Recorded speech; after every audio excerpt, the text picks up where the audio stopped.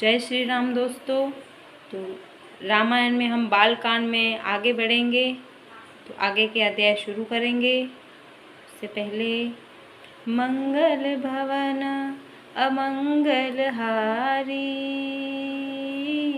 द्रवहु सुदशरथ अजिर बिहारी। राम सिया राम जय जय राम। बुरा वेश बना लेने पर भी साधु का समान ही होता है, जैसे जगत में जामवान और हनुमान जी का हुआ। बुरे संग से हानि और अच्छे संग से लाभ होता है। यह बात लोक और वेद में है और सभी लोग इसको जानते हैं। पवन के संग से धूल आकाश पर चढ़ जाती है और वही नीचे की ओर बहने वाले जल के संग से कीचड़ में मिल जाते हैं। साधु के दर से तोता मैना राम राम सुमिरते हैं और असाधु के घर से तोता मैना गिन गिन कर गालियाँ देते हैं।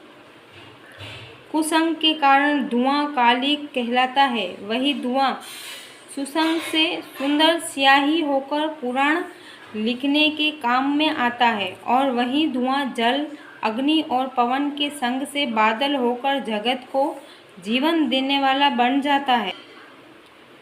ग्रह, औषधि, जल, वायु और वस्त्र, ये सब भी कुसंग और सुसंग पाकर संसार में बुरे और भले पदार्थ हो जाते हैं। चतुर एवं विचारशील पुरुष ही इस बात को जान पाते हैं।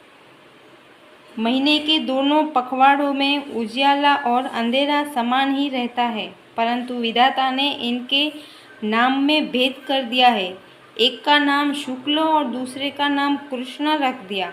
एक को चंद्रमा का बढ़ाने वाला और दूसरे को उसका घटाने वाला समझकर जगत ने एक को सुयश और दूसरे को अपयश दे दिया है।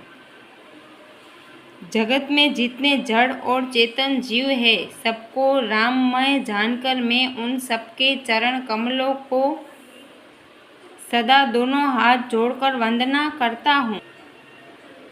देवता, दैत्य, मनुष्य, नाग, पक्षी, प्रेत, पितर, गंधर्व, किन्नर और निशाचर सबको मैं प्रणाम करता हूँ। अब सब मुझ पर कृपा की। 84 लाख योनियों में 4 प्रकार के स्वेदज, अंडर, उद्बीज, जरायुज जीव जल, पृथ्वी और आकाश में रहते हैं।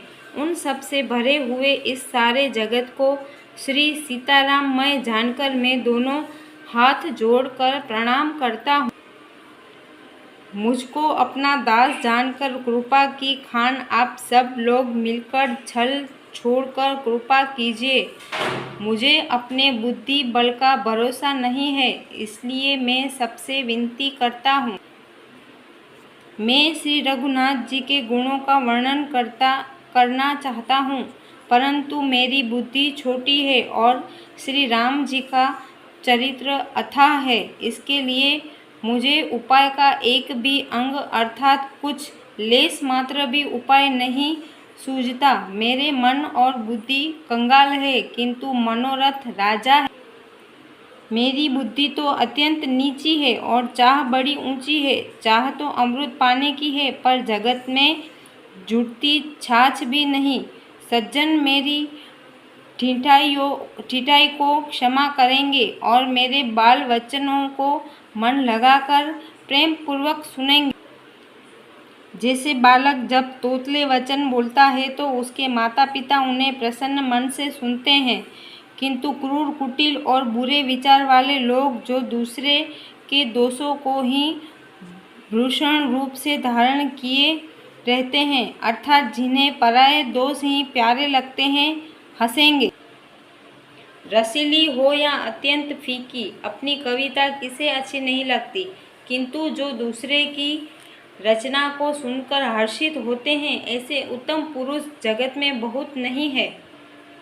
हे भाई, जगत में तालाबों और नदियों के समान मनुष्य ही अधिक है, जो जल पाकर अपनी ही पार से बढ़ते हैं, अर्थात अपनी ही उन्नति से प्रसन्न होते हैं।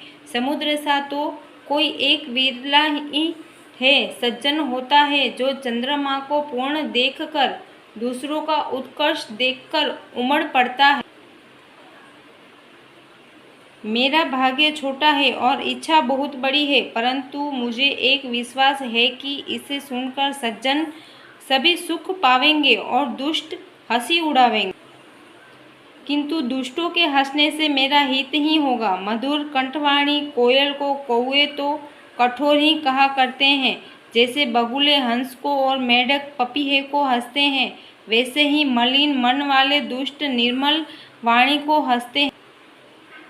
जो न तो कविता के रसिक है और न जिनका श्री रामचंद्र जी के चरणों में प्रेम है, उनके लिए भी यह कविता सुखद हास्य रस का काम देगी। प्रथम तो यह भाषा की रचना है, दूसरे मेरी बुद्धि भोली है, इससे यह हंस के योग्य ही है।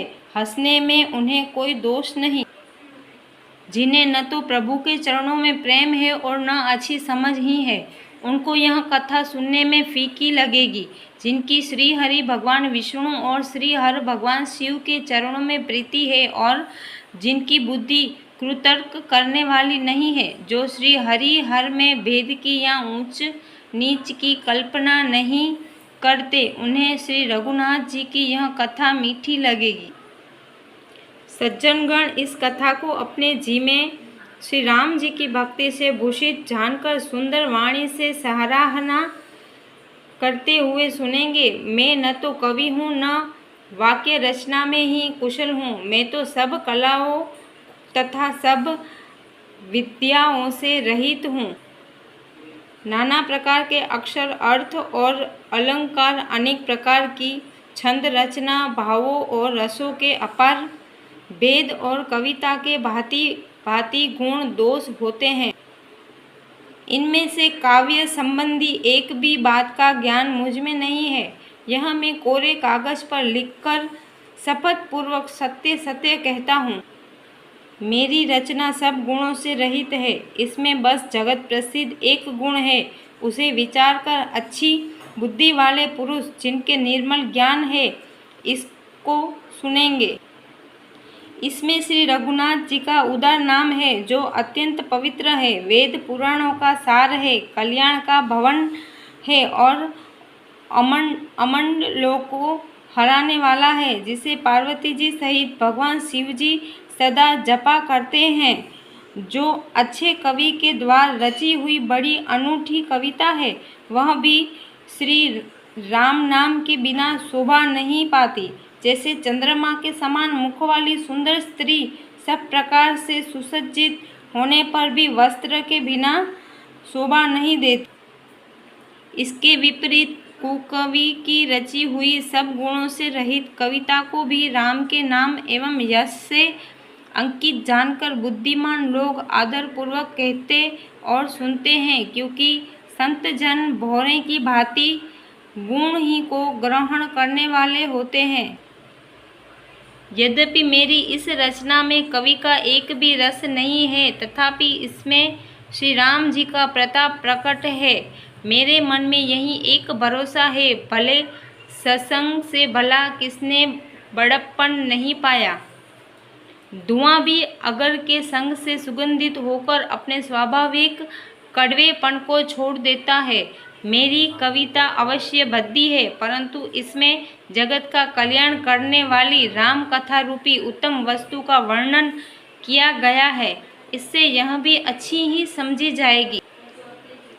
तुलसीदास जी कहते हैं कि श्री रघुनाथ जी की कथा कल्याण करने वाली और कलियुग के पापों को हरने वाली है।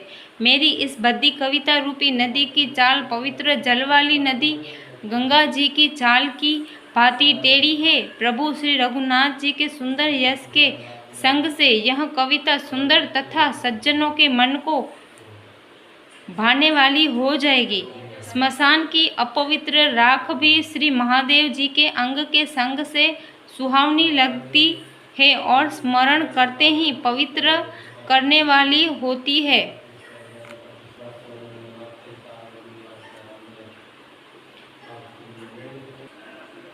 श्री राम जी के यश के संग से मेरी कविता सभी को अत्यंत प्रिय लगेगी। जैसे मलय पर्वत के संग से काष्ठ मात्र चंदन बनकर वंदनीय हो जाते हैं, फिर क्या कोई काठ की तुच्छता का विचार करता है? श्यामा गौ काली होने पर भी उसका दूध उज्जवल और बहुत गुणकारी होता है, यही समझकर सब लोग उसे पीते हैं। इसी तरह गंवारू भाषा में होने पर भी श्री सीता राम जी के यश को बुद्धिमान लोग बड़े चाव से गाते और सुनते हैं। तो दोस्तों, आज के लिए इतना ही। कल फिर मिलेंगे आगे के अध्याय के लिए। जय श्री राम।